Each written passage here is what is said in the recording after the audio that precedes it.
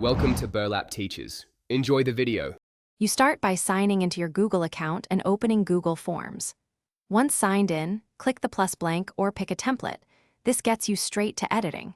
Make sure to name the form and add a clear description so respondents know purpose and expectations.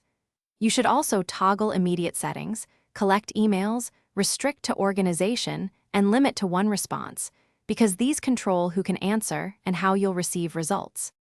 Now, build the form body by adding questions and organizing flow. Use multiple choice for single answers, short answer for brief input, and checkboxes for multiple selections. This choice affects how you analyze responses. Once done, group related items into sections and use conditional branching to show or hide sections based on answers, which keeps the form concise for each respondent. Make key fields required and attach helper text or images to clarify expectations and reduce invalid answers. Finish by previewing and testing your form end-to-end. Submit at least one mock response to verify logic and notifications. Once satisfied, click Send to copy the link, email invitations, or embed the form. Make sure sharing options match privacy needs.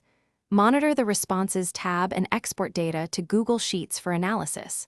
If something goes wrong, first check permissions and required fields. Often issues stem from access restrictions or misconfigured branching, so adjust those and retest. Thanks for watching. Consider subscribing if this video helped you.